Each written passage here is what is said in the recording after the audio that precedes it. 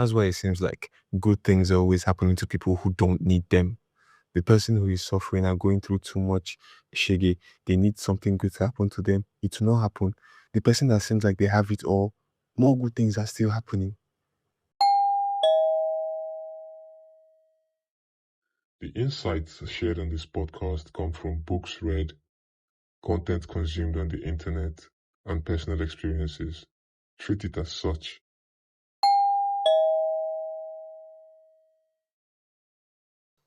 You know that feeling when you want something really badly? Maybe you lose a relationship when you're trying to get your ex back, and it's the one most important thing to you in this whole world to get that person back. Or you're looking to get a job and you've gone for the interview and you're hoping, fingers crossed, so badly that you move on to the next stage of the interview or the recruitment process or the audition you went to. You want to make sure that you're picked and you want it so badly. You know how that never happens? Like when you really want it, yeah, it never happens. Some of you might already know this, that we as human beings are always looking for more. We always want something. In that moment where you got that disappointment, the audition didn't come through, the job didn't come through, the ex didn't come back. You want something then, you wanted something that you didn't get. But at the same time, in that moment, you are living in what the Christians would call your answered prayers. When I was in uni, around 300 level or so, I think I was at my brokest. Gambling was showing me shaggy then. Like I had extra income. I used to draw. I was an artist. I used to do pencil drawings of people, and the support I got from home, plus my pencil drawing, the money I made from my drawing gigs, all went into gambling. Like whenever that period, that's the thing with an immature mind. Like an immature mind is so corruptible. Whenever I earned anything, I was running to a bet shop. I didn't even have a smartphone to be able to like play bet on my phone. That was a luxury. Once somebody pays me my deposit, I run, withdraw it, go to the bet shop. And because I was addicted, I would bet until I lose all that money. Well, that's a side step. That's a story for another day. My point is, in that period, around that period of time, when I used to be that broke, the thing I used to always tell myself is, I know there's a version of myself in the future that can afford to just send me 1,000 naira. You see, 1,000 naira, at that 1,000 naira would feed me for 2 days in school, if not 3 days, self then. And so, in my mind, 1,000 naira was big to me, but still within me, I knew 1,000 naira was small money. And so I would tell myself, Kai, either I would think that my future self would be able to send me 1K so easily. I will just keep it as hope. Or I'll tell myself that, you see how I'm in this much lack. There is somebody out there that can afford to send me 10 grand without, thinking about it so much. I used to just think these things, And then obviously time passed and, some of the things that I really, really, if I could send money now to my younger self, I probably wouldn't, because I like who I am now. And, if I do that, maybe I might alter the man that I've become. But the point I'm trying to make is, at every given point in time, we always smash goals that we set and look forward to smash more goals. And in life, there's always that thing where they say, pick your number, choose your limit, whatever you're looking for. If it's wives you want to marry, how many do you want?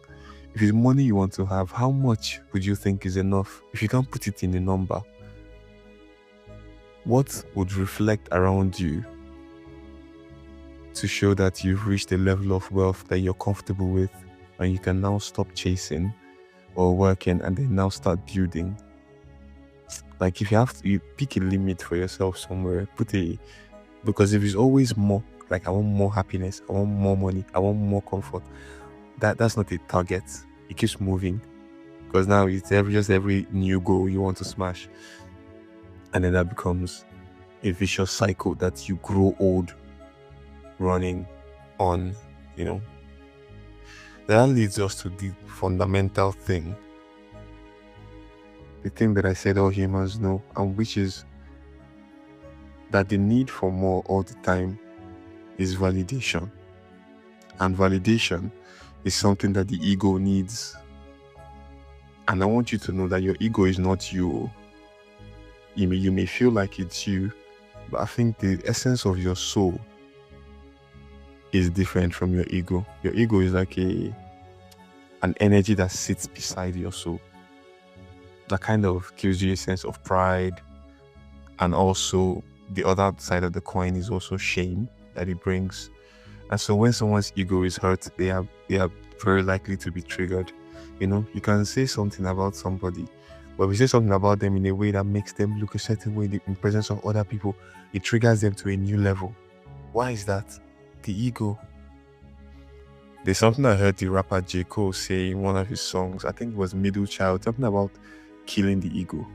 The thing that makes you think you're better than somebody, or makes you want to do something that would make you feel like you're better than somebody, and that's your ego. And you need to kill it and just be pure and live through your pure essence. The crux of what I'm trying to say is that there will be no life satisfaction for anybody who needs their ego massaged. For true life satisfaction, there is something that you need. And I'll tell you, if someone walks up to anybody randomly and asks them, what do you need? Especially in this part of the world, what you hear is, money, more money. I used to find that to be a very stupid, shallow answer. Somebody comes up to me with a mic now and asks, what do you need? I'll tell them I want peace.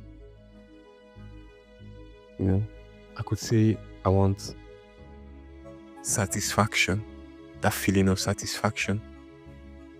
These are the two things that I think will come to my mind. Not money, because money at the end of the day is also one of the things you chase while you're looking for that peace. All of us know that the thing that we are looking for is not actually more money. Maybe you don't know it yet, but for someone like me or some of you who watch interviews, listen to people talk, internalize things, you will have heard many people say money is not everything. And the average poor man will say, hey, let me make it first. But it's true. Even as a poor man, the small money you've made, you realize that you wanted more even after you had that. It didn't just give you this overwhelming sense of comfort, peace, and satisfaction, and you're like, I'm ready to die now. I've done it. I've reached Zen. It's never that. And so they are correct when they say money is not everything. What is everything? It is just being in tune and aligned with your true self, with the universe, with God. Those are the things, that deep sense of meaning of life and satisfaction. It doesn't come from things like money. Even though money does a great deal in getting you there, in getting you to that place where you feel that level of peace, sometimes it's a good catalyst for it, especially if you know how to use it as a tool to get you there. And that's why we're going to talk about frequencies. When you're operating a radio, for you to listen to your favorite channel, you have to put it on 95.0 FM or 106.5 FM and all these things. Now, the radio frequencies are like radio stations, and there's certain radio stations where certain emotions exist, certain lifestyles exist, and there's certain stations where other emotions and lifestyles exist. You can call them frequency, you can call them vibrations. So there are different things happening on different frequencies, and as a human being, you just tune in to different frequencies at different points in time in your life. And whatever is the predominant characteristic of that frequency, that will be the predominant characteristic of your life in that moment. And so low frequency really comprises of mostly negative emotions, guilt, grief, envy, jealousy, things like that. And if you dwell in that, that's what you will feel, regardless of what happens around you. And then high frequency is, optimism, happiness, satisfaction, peace, joy. All my life, I've always loved things that are artistic. In my junior secondary school, I was in the choir, so I sang. I acted in a few dramas, so I liked acting. So I could sing and I could act and I could dance. And so I didn't even have an idea of what a science school was or a pure science school was. So I didn't know what I was getting into in SS1. I just knew that my father took me to take an entrance exam and I took it and they said they gave me admission and I resumed SS1. And I resumed SS1 quite late, almost close to the weekend break then. And I remember the first science subject I ever learned. It was physics. I remember being so lost. Like, what is all this? What are all these letters and numbers? What is the epsilon? What are you talking about? And there was a test the next week on that physics and I failed it. I must have gotten 1/10 or something. It wasn't good at all. I didn't like it. But as an adult now, I've grown up. I study so much astrophysics, and the beauty of science is becoming apparent to me, every time I look at something from that subject, like literally every time. And the guy that didn't like physics now is in love with it because of how far it goes in explaining the way the universe works. The reason I'm bringing up physics is because of vibrations. You know how in physics they teach you something about light? And a concave lens would refract light this way, and a convex lens would reflect light that way. And they teach about frequencies too in physics. And sound is a thing of frequencies. Like, when you hear a sound, like you listen to the sound of my voice now, the only reason you're hearing it is because the sound I'm making is making the air or whatever it is around you to vibrate in a certain way that tickles some bones in your ear a certain way that now translates what I'm saying into your ear. But I hope that makes sense. But what I'm trying to say is, it's just vibrations that are being converted to make sense to you. Everything, what I'm saying right now, is just vibration that I'm causing.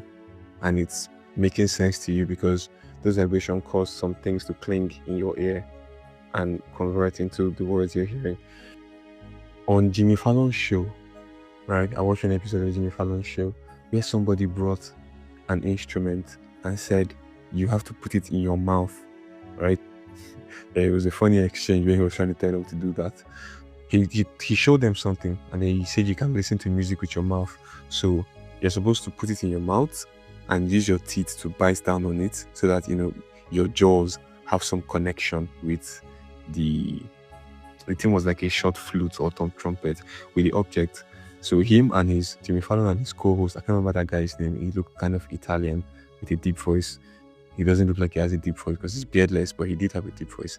So they both beat down on the thing and then they could hear music. Like, it was quiet, the thing doesn't play music, the thing just emits vibrations.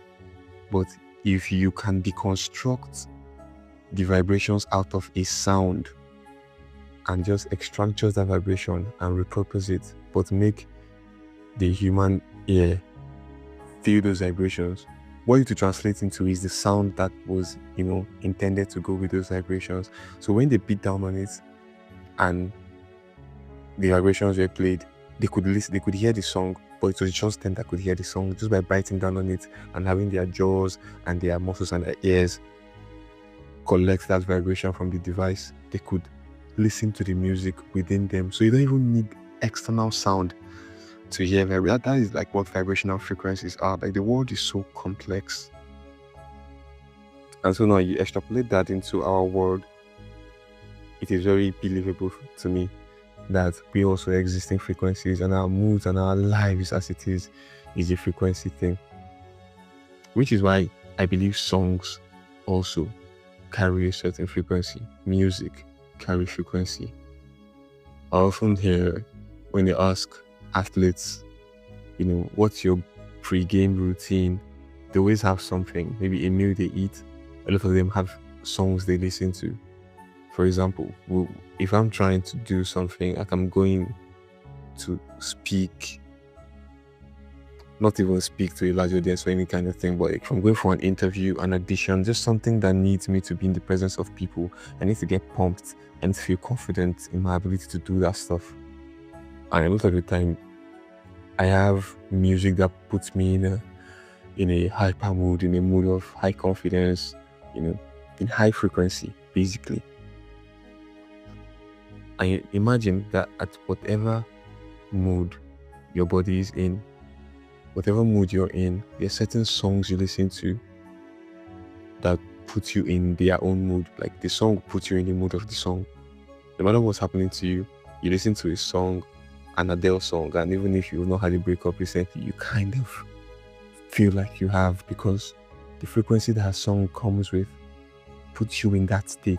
You almost cry for love. Even if you, in your own life, you have personally no reason to cry, but then you've been channeled into that frequency, and that's just what you have to deal with. And so at the same time, there are like people who live constantly on a certain frequency because of how they've optimized their life. I don't know if you realize that it is possible that you can change your life from a cellular level. And from my perspective, what I mean by a cellular level is from the smallest level possible, and it's probably from a frequency level, because now that is untouchable. See, people don't believe that they have as much control over their life as they actually do, Sometimes I used to easily find myself telling people that you don't have to deal with this whenever they have a problem. And it's so unfortunate that in this part of the country, almost everybody needs money. So it's a constant topic of discussion. It is idolized. And so people hardly consider other solutions to their problems aside more money. And I think it blinds them. And thank God for my own level of laziness. I always look for the easiest way. Like if I hear that it is possible for me to solve this problem using this other method here, let's say there is method A, which is the standard method. You have to put in all this work that every other person is putting in. If I hear of an option B where it requires me just using my brain, especially an option that requires me just using my brain and then a little more work, I always prefer that option. So when I'm facing hard times, in all my reading and all my studying, when I see options like this, like, upgrading your frequency would literally upgrade your life, I like to latch onto things like that and study how it works and see how far I can take it or how much of it I can learn and use. And that is why I'm here with you right now, sharing this theory with you. So if you're not lazy like me, you can probably just do whatever is in your mind in terms of how to improve your life. I'm not at a place that I ideally want to be, but I'm in a good place, And I believe it's because of frequency and adjusting my frequency. Here's what you can do to adjust your frequency. I think everything comes with a frequency and a vibration with it. And if you interact with something or you dwell in something, you automatically put your life on that frequency depending on how much of it you consume. You feel me? If you consume something whose frequency, like music, whose frequency is on a sad note, and that is what you consume for a large period of time, it seeps into your life and then it converts your whole life frequency into that. And if you do it a little bit more, you probably get depressed, and do it a little bit more, things around your life will probably start falling apart. Like, because that's the frequency you are. It's negative things that are happening on that plane. The same thing with the environment. Why do you think some places you go there, nothing is happening? It's a dry city. It's a dry town. People there don't even like that they are there. I get that feeling with Makodi. Then it's like people put effort to try and make the place bubbly, make it like Lagos, make it like Abuja. But you just can't, because that place has its own frequency. That place has its own frequency. And so you cannot come from Abuja or Lagos to Makodi and make Makodi more like where you're coming from. If anything, you're just going to settle into the Makurdi frequency. The same thing with somebody who comes to Lagos from there. You think you're going to leave Makurdi and come to Lagos and live the Makurdi lifestyle and just be in the same mindset and state of mind you were in? It's impossible. You will come here and the frequency of this place will affect you. And it is even very, very nuanced, even within the city. Like there are areas within a city you go to, they have their own frequency. Then there are other areas within the same city you go to, it has its own frequency. And then, so as you move around life, you identify places whose frequency you can kind of identify places where you enjoy the frequency there or the energy there. And good things only happen where there's positive energy and high frequency. Places I learned this from, they almost like to say things like, all your hard work goes out of the window. All your expectations, hopes, and efforts is useless if you're not in tuned frequency and energy wise. I believe it. I believe that you can be the hardest worker in the office. You can be the most effective and efficient person by your own doing. But if you're in a constant state of low frequency and low energy, for example, the things that are happening in your life, are causing you to be depressed most of the time. You have a partner that is really getting you worked up almost all of the time.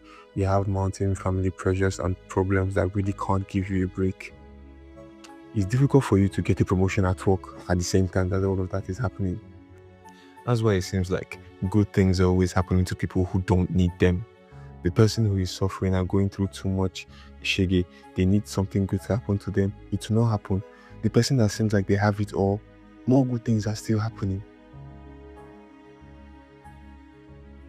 And so even if life or the universe creates balance, this is not this formula that we think it uses, that it actually uses. And so one of the things that can get you to the proper frequency is your own effort. Like putting effort into repeating those things that made you feel like you were at a high frequency, operating at a high frequency. For example, it could be playing sports. It could be some people that you hang out with. There are people you hang out with, like when you are around them, you feel their energy. It's pure, it's bubbly. You leave them, you feel energized. You're around them, you feel energized. There are people that are also the opposite. When you're around them, it's just depressing. You can identify, you have that discernment, and you begin to choose to spend more time with the ones who energize you. You are upgrading frequency like that because you're not tapping into their frequency because you're around them, just like being around positive music as well, or the music that pumps you up. The more time you spend around a certain frequency, the more on that level you operate. For example, also, you can relocate, change environments. Like I said, different environments have different frequencies. You go to an environment that the frequency is high, the frequency is positive. You see that's your life now. That is where you're operating. And things that happen on that frequency will happen to you. That's how much control you have over the outcome of your life and your mood. I'm pretty sure things have happened this year that if they happened last year, 2 years ago, I would have had an episode where I'll be like depressed or upset for like 2 days or a whole day, something that would have spoiled my mood. But genuinely right now, I cannot remember anything that has upset me very well this year. I think things have happened though that I should be upset, but I can't even remember them because I let them go so easily. And I think that's because of the level that I'm operating at, the frequency. And if from previous episode, I already told you when I felt my consciousness shift. And to be fair, I thought that was even key. So still till now, I still think it's a given. I think it was bestowed upon me, and then I just did some research and worked to keep myself in that frequency. And one of the things you can do is actually gratitude, like being in the present. This is probably like a shortcut, because one way that I've just recommended now is finding things that give you high energy and put you in that high frequency and repeating them. But also, another thing is finding comfort and peace within yourself any way that you can. And my way of doing that was by doing most of these high energy, high frequency, rewarding things. For me, it's lifting weights, playing football, spending time with family and people that I love. Like, I just prioritize these activities so much, and it kind of put me in a place where I stopped needing anything else. I just stopped needing anything else. I started feeling very, very enough, very, very satisfied, comfortable. And then even things I didn't really, there are things I was chasing for a long time. All the things I would say, some of them just started happening. And so my focus has been to just keep myself doing the things that I've been doing, still not get attached to any of these things, feel grateful, do the things that are high energy and high frequency, rewarding, and just focus on that. Now that's the way that I've done it, and I believe that's the way that it really works. With something that requires practice, you have to constantly ignore negative stuff.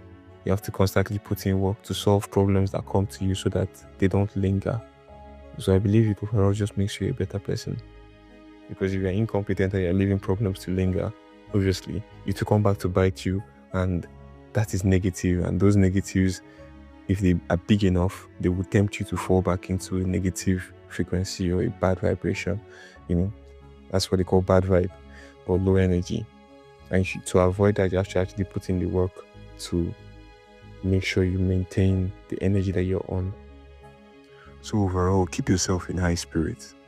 Being in that level of high energy and high frequency makes you attractive. It makes you fun to be with. And people who are looking for high energy and high frequency, they can sense it in you. Fellow high frequency people also can sense it in you. And that's why you can see people avoiding people because of negative energy.